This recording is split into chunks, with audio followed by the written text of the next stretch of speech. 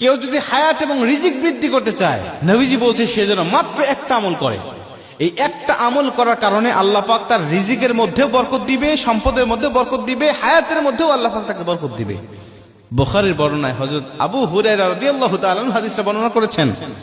তিনি বলছেন, নবীজি বলেছেন, যদি কোনো ব্যক্তি সম্পদ আর হায়াত বৃদ্ধি করতে চায়, আমরা তো অনেকে বলতে পারি হাদিসটা শুনে যে হুজুর, আল্লাহ তো হায়াত এবং রিজিক নির্ধারিত করেছে, তাহলে এটা বৃদ্ধি হয় কেমন করে?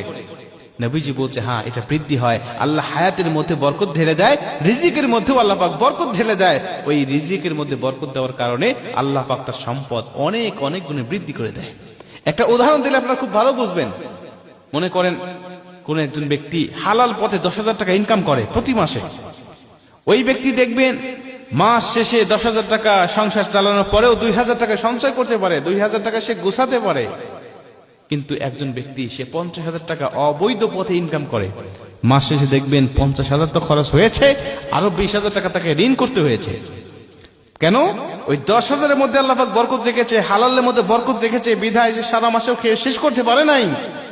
কিন্তু এই 50,000-এর মধ্যে বরকত না থাকার কারণে এটা শেষ হয়েছে এবং আরো তাকে ঋণ করতে হয়েছে। এটাই হলো হালাল এবং হারামের মধ্যে পার্থক্য, হালাল আর হারামের। এটা হলো উদাহরণ। আপনার সম্পদের মধ্যে যদি বরকত থাকে, এটা খেয়ে আপনি শেষ করতে পারবেন না, আপনার সন্তানেরা শেষ করতে পারবে না। বরকত না থাকলে আপনাকে শেষ বয়সে ভিক্ষা করা লাগতে পারে। হায়াতের মধ্যে যদি বরকত থাকে, এই অল্প হায়াতের মাধ্যমে আপনি আল্লাহকে সন্তুষ্ট করতে পারবেন, এমন কিছু করতে পারবেন যেটার জন্য আপনি জান্নাতে যাওয়ার উপযুক্ত হয়ে গিয়েছেন। কিন্তু হায়াতের মধ্যে বরকত নাই, তাহলে দেখবেন যে এটা আপনি অল্প সময় দুনিয়াতে ছিলেন, কিন্তু যেটুকু সময় ছিলেন এটুকু সময়ে আল্লাহ পাকের অসন্তুষ্টি নিয়ে আপনি